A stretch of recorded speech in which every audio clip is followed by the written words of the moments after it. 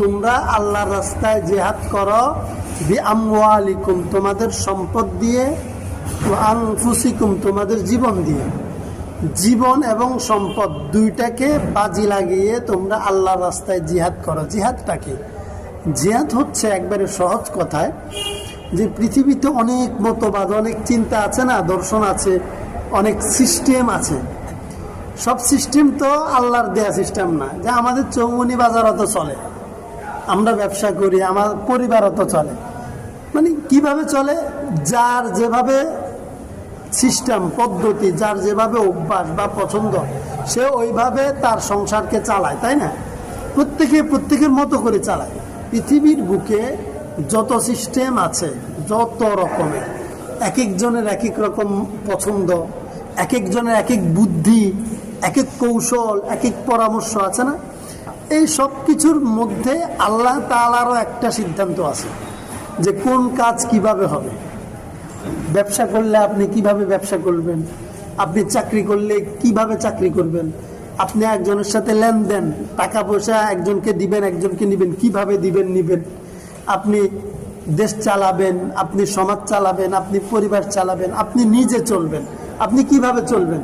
আমার মন যা চাইছে আমি কি তাই খাবো? আমার মন চাইলে কি কিছু একটা পছন্দ হইলে কি আমি নিয়ে নিব? ইসলামের এখানে বিধিনিষেধ আছে না যে মূর্তি হইলে পছন্দ, বাচ্চারা মূর্তি পুতুল পছন্দ করে, কিন্তু যদি কোনো পশুর প্রাণীর মূর্তি হয়, আকৃতি হয়, পুতুল হয়, সেটা নেওয়া যাবে না। ইসলামের বিধিনিষেধ। এখানে রহমতের ফেরেশতা আসবে না। আপনার রাস্তা দিয়ে হাঁটি যাওয়ার সময় দেখলেন যে একজনের পুকুরের মধ্যে কি সুন্দর মাছ বাসা দিছে, হাতে জাল আছে, মাশাল্লাহ, আপনি জালটা মেরে কেউ নাই, মাছ কিছু ধরে নিয়ে আসছেন, মন চাইছে, ভালো লাগছে, সুন্দর সুন্দর তুলে নিয়ে আসছি। এই যে বিষয়টা, একজন আমার কাছে আসছে একটা পরামর্শ চাওয়ার জন্য, তাদের মধ্যে পারিবারিক বা ভাই একটু কমজোর আছে, আমি চাইলে তাদেরকে সমাধান করতে পারি। তো আমি চিন্তা করলাম এখানে কিছু দান্দা করা দরকার। তো আমার একটা সিস্টেম আছে না? এই সব জায়গায় আল্লাহর কিছু সিস্টেম আছে যে না, এই ক্ষেত্রে আপনি কিভাবে করবেন, ওই ক্ষেত্রে কিভাবে চালাবেন। এখন পৃথিবীতে যত সিস্টেম আছে সব কিছুকে বাদ দিয়ে আল্লাহ যেটা যেভাবে চাইছেন, নবীর মাধ্যমে যেটা আমাদেরকে শিখাইছেন, সেটা যেন বাস্তবায়ন হয়। এই কাজটা করার ক্ষেত্রে যদি কেউ বাধা দেয় যে না, আল্লাহ যেটা বলছে সেটা আমরা চাইতে পারবো না, সেটা আমরা মানবো না, আমাদেরও তো কিছু চাহিদা আছে।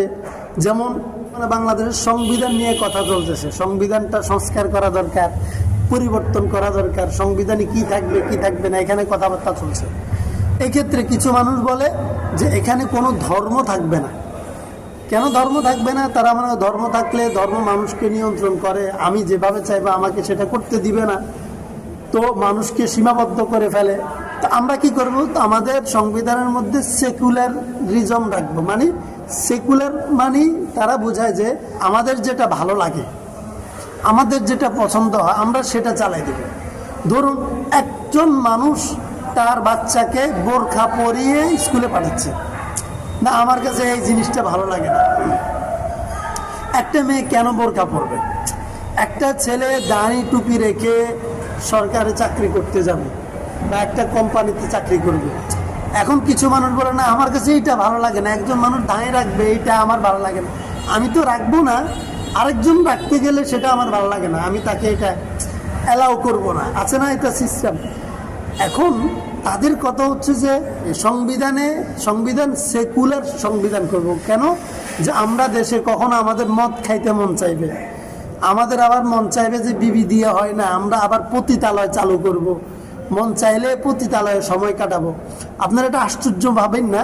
রাষ্ট্রবিজ্ঞানের একজন রাষ্ট্রবিজ্ঞানী, আধুনিক রাষ্ট্রবিজ্ঞানী, সম্ভবত ম্যাকিয়াভেলি, তিনি বলেন যে রাষ্ট্র কল্যাণ, রাষ্ট্র বানানোর জন্য, মানে রাষ্ট্রে যারা নেতা হয়, যারা রাষ্ট্র চালায়, তারা দুর্নীতিবাজ হয়। কেন দুর্নীতিবাজ হয়? ম্যাকিয়াভেলির যুক্তি হচ্ছে যে দুর্নীতিবাজ হয় এই রাষ্ট্রের কর্তা ব্যক্তির পরিবার থাকার কারণে। তার বিবি আছে, বিবির একটা চাহিদা আছে, তার বেতন দিয়ে বিবির চাহিদা পূরণ করতে পারে না, তাহলে তো দুর্নীতি করে আরও টাকা বেশি কামাই করতে হবে। তার সন্তান আছে, সন্তানের অনেক বেশি চাহিদা, সেটা পূরণ করতে হবে। তার আত্মীয় স্বজন আছে, শ্বশুরের দিক আছে, বাবার দিক আছে। তাহলে একজন মানুষ যদি বিয়ে করে, তার মত আধুনিক রাষ্ট্রবিজ্ঞানের একটা থিওরি যে যারা রাষ্ট্র চালাবে তাদের যদি ফ্যামিলি থাকে, তাহলে ফ্যামিলির পিছনে তাদের কিছু ইনভেস্ট থাকে, চাহিদা থাকে ফ্যামিলির। তো ফ্যামিলির চাহিদা পূরণ করার জন্য তাকে দুর্নীতি করতে হয়। সুতরাং যারা রাষ্ট্র চালাবে তারা বিয়ে করতে পারবে না, মেয়ে হইলে বিয়ে বসতে পারবে না। এটা হচ্ছে প্রথম থিওরি তার। দ্বিতীয় এখন প্রশ্ন, এখন সে যে বিয়ে করবে না, বিয়ে বসবে না, এ তো মানুষ, তার তো বৈবাহিক চাহিদা, যৌবিক চাহিদা আছে না, এটা কিভাবে বন্ধ করবে অথবা এটা কিভাবে পূরণ করবে?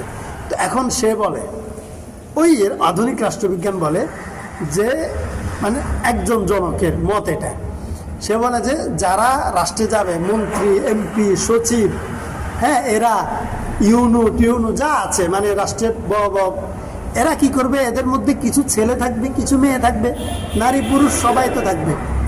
তো এদের জন্য রাষ্ট্রে একটা বিনোদনের জায়গা থাকবে, সময় কাটানোর একটা ব্যবস্থা থাকবে রাষ্ট্রীয়ভাবে। এরা সপ্তাহে বা নির্দিষ্ট সময় ওখানে সবাই মিলিত হবে, যার মন চাইবে, যৌবিক চাহিদা মিটবে, মানে জাগবে, সে ওখানে যাবে। ওখানে গিয়ে তারা নিজেরা মিলিত হবে। এবং কিছু ক্ষেত্রে তাদের জন্য এই পতিতা যাদেরকে এখন আধুনিক পৃথিবী বলে কি, তারা যৌনকর্মী। নাউজুবিল্লাহ, চিন্তা করছেন, মানে এটাকে নিজের যৌবিক চাহিদাটাকে বা নিজের চরিত্রকে বাজারে বিক্রি করা, চরিত্র বিক্রি করা, ইজ্জত বিক্রি করাকে তারা কর্মী বলে। ইজ্জত বিলিয়ে দেওয়া, এটাকে তারা একটা কাজ বলে, একটা শিল্প বলে। নাউজুবিল্লাহ, এটা বাংলাদেশে এটার আয়োজন মোটামুটি গোছানো, আপনারা জানেন কিনা, গোছাই গেছে। তাহলে ওরা একসাথ থাকবে, তো তারা তাদের এভাবে যৌবিক চাহিদা মিটাবে। তো এখান থেকে যে সন্তান হবে, এটা এদের কি হবে? তারা বলে যে এই সন্তানগুলোকে রাষ্ট্র লালন পালন করবে, এটা রাষ্ট্রের সম্পদ। নাউজুবিল্লাহ, দেখছেন এটা কত নোংরা চিন্তা না? তো এই এখন যারা সেকুলার, তারা এই পন্থী, এই টাইপের চিন্তার মানুষ। এখন এগুলো করতে তাদের মন চাইবে। এখন সংবিধান যদি বলি যে আমরা ইসলাম ধর্মের অনুযায়ী রাষ্ট্র চালাবো, তাহলে ইসলামকে এই জাতীয় নোংরামি বা এই জাতীয় অপরাধ, দুর্নীতি করা, টেন্ডারবাজি করা, কারো সম্পদকে কুক্ষিগত করা, কাউকে মিথ্যা মামলা দিয়ে ফাঁসিয়ে দেওয়া, এগুলা কি ইসলাম সাপোর্ট করে? সাপোর্ট করে না। ইসলাম কোনোভাবে এগুলা গ্রহণ করে না। তো এখন ওরা চিন্তা করে যে যদি ইসলাম মতো চালায়, আমাদের তো চাওয়া এটা, চাহিদা এটা, মন চাইলে ট্রান্সজেন্ডার, মন চাইলে আমি মেয়ে হয়ে যাব, মন চাইলে ছেলে হয়ে যাব, যখন যেভাবে মন চায় আমি এটা করে আমার জীবনটাকে এক্সপ্লেন করব। এখন ইসলাম যেহেতু চায় না এটা, আমরা ধর্ম ইসলাম মানব না রাষ্ট্রীয়ভাবে বা সাংবিধানিকভাবে। আমরা বলবো যে আমাদের সংবিধান এটা সেকুলার রাষ্ট্র, সেকুলার রাষ্ট্র।